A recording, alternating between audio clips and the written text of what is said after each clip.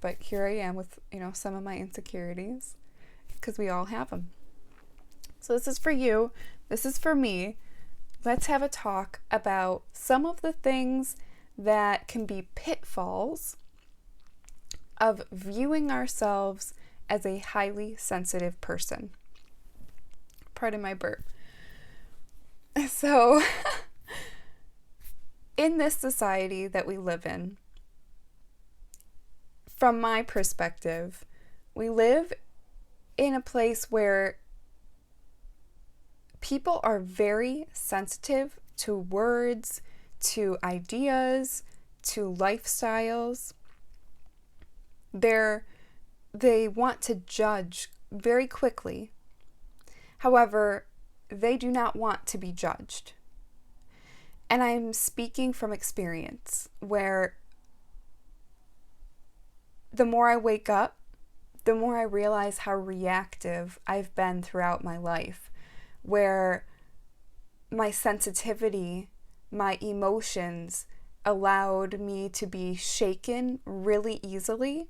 And I thought that that was the way to enforce boundaries, and that was the way to get what I needed in life, was to be sensitive, was to be rocked easily and show through my emotions and through my reaction to my emotions, you hurt me, this is wrong. And I feel a lot of people could relate to that. Again, you sensitive people, you people who feel like you've either been too much or too little, but you never quite got the Goldilocks thing. It's just like very rare that you feel just right. And I truly believe that this happens when we're letting our emotions dictate our life, when we're letting outside validation dictate our life. So I wanted to outline 3 emotional pitfalls that I noticed myself going through in patterns, and I also notice it in other people. And so if you're watching this video, maybe you also notice these in yourself, and this can be helping to highlight them so that you can bring it to the forefront and focus on it more. And also this video can just be like, wow, there's other people that are highly sensitive like me, and there is a way to live in a less reactive state. So here goes. This first one is, just in general, not falling victim to your emotions. So there's a lot of choices that we have to make on our own in order to live differently than how we were raised.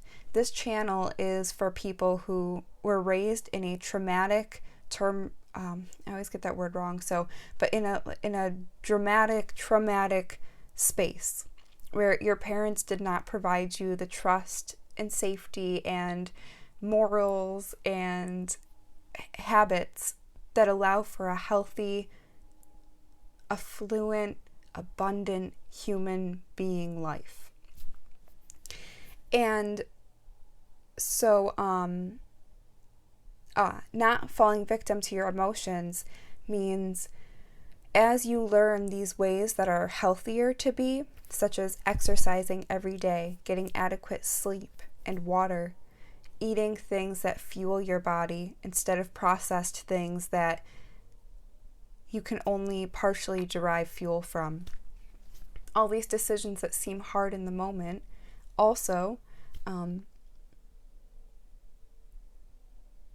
choosing to view someone else as the problem, choosing to view life as happening to you instead of happening for you to learn from and to grow from. All of these things are examples of ways that emotions can control you and can keep you in that mind state and in that energetic state of who you used to be, who you were raised by, and the ways that the patterns that you created to keep yourself safe. Emotions have a way of dragging us back into that, but also the emotions can be used to do the opposite. And that is the healing part of this, is when we can be aware that we have fallen victim to our emotions, in that moment that we become aware of it, we have the choice to continue to let our emotions take us, to continue to let the emotions we are feeling at the moment take us, or choose different. Choose different emotions that, and this is going to lead me into my next thing, but we'll just let it lead into the next thing. So the first part of this, I guess it's kind of like a step system. The first part of it is not falling victim to your emotions in general. Being aware, being aware of when you are falling victim to your emotions. When you are gaining fuel, when you are gaining momentum and confidence and love and affection and love and kindness from your emotions, when that's what you're deriving, great. Stay on that aligned path. It's when our emotions are dragging us down, when they're draining us. That's when we want to stop, pause, and go inward so that we're not falling victim, because we started to, but we can stop the fall. We can stop ourselves, put our hands out and say, I'm going to pause and I'm going to take a deep breath.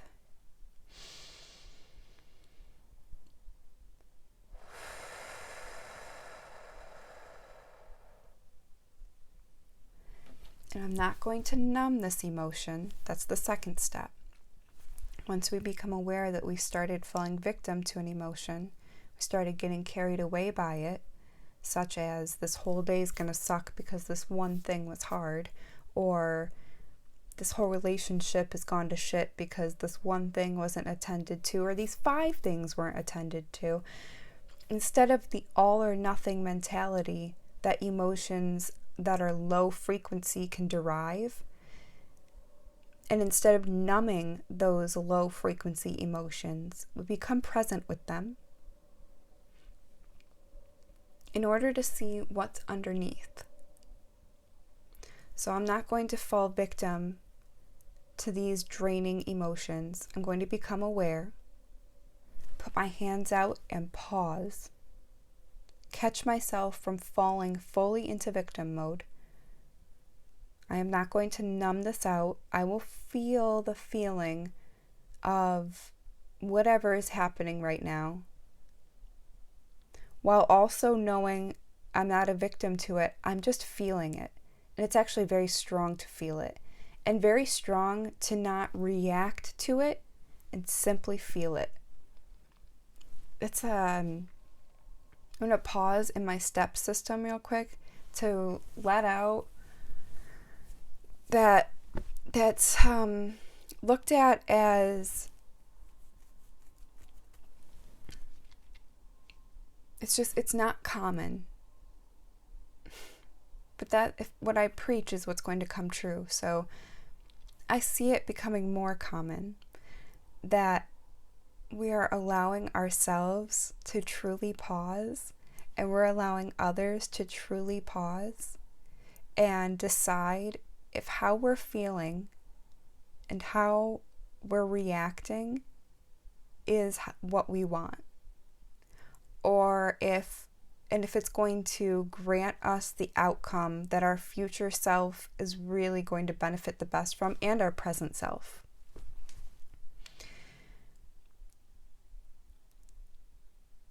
It's easy to drop into that victimhood mentality, to believe that you're too sensitive, you're too much, you can't handle this. That's the easy thing. And the hard thing is choosing to pause and become present. And that's what I was going to say. There's this fear around really feeling those emotions that are not fun to feel. Feeling sad or angry, frustrated, feeling those things without reacting to them. Feeling like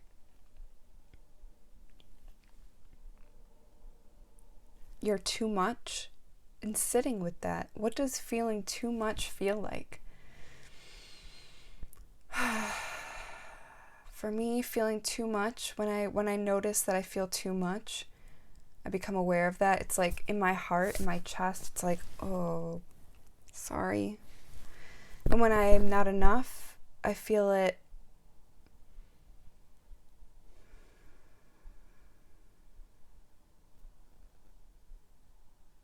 in my throat, my head.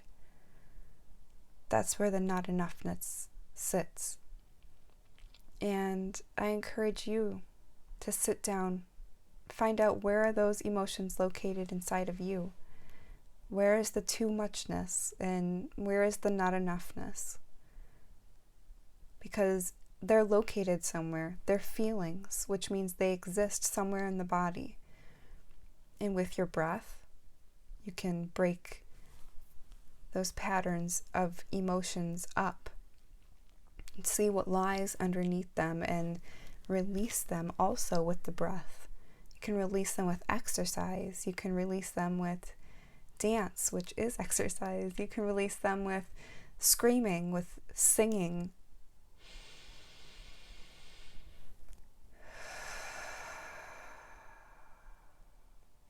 We don't need to fall victim to our emotions. We don't need to fall victim to the belief that we are too much or not enough. And this is going to bring me to my third step, which is that once you become aware of falling victim to your emotions and you sit with the emotions that are hard to sit with and you don't react, you simply sit and let yourself feel it. And you don't numb those things with alcohol or weed or, I don't want to say weed, 'cause sometimes weed opens you up, but alcohol or TV or porn. When you don't numb yourself from the emotions, you're fully feeling them. Also take a moment once you are centered in yourself and you know that it is not your mind telling you you're not enough. Be aware of who is surrounding you. Are they consistently telling you ways that you're not enough? Or are they consistently building you up and telling you the ways that you shine, that you are strong and confident? And if they're not building you up, doesn't mean they're a bad person. If they are pointing out your flaws often, it does not mean they're a bad person. But it is insight into how they're feeling. And if they're feeling similar to you, if the people that you're around often are putting you down often, are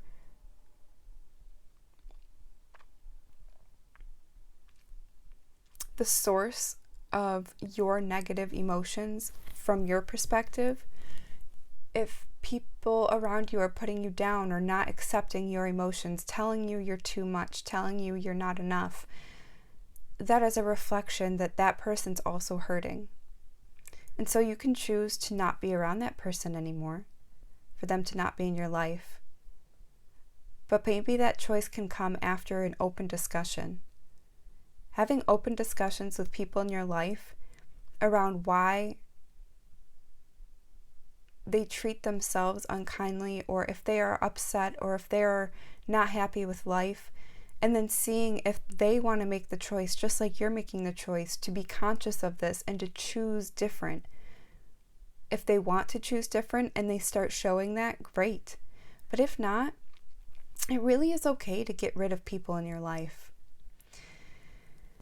I see people being attached to people because they have kids with them, or because they've been with that person for X amount of years, or because you have a bank account you share, because so many things that can be said. And I understand. But that's also being a victim. No matter what, you're alive and you're breathing. And you might not be able to have this person out of your life tomorrow, but you can start today to make a plan of being without them. If they truly are not open to changing their perspectives. You're not going to know what's best for somebody, but you know what's best for yourself. And so if you've put in the work to see if someone wants to open up and heal and they do not, let that be their journey, and let all of those emotional things that tell you not to leave, the emotions of fear that say, how am I going to do this alone? Don't let that dictate your decision. Let what's true to your heart dictate your decision, that you will figure out a way. And on the other side of that painful choice, of the emotions, on the other side of the emotions is this logical understanding that it will be better. Don't stick around people that aren't willing to change in that moment. Because, hey, if you leave and you change for the better, and that's what it takes for them to change for the better, then you guys will reconvene. It will happen. But you gotta let life live through you. Not making the choice to have someone not be in your... Not making the choice because of fear is not a choice at all.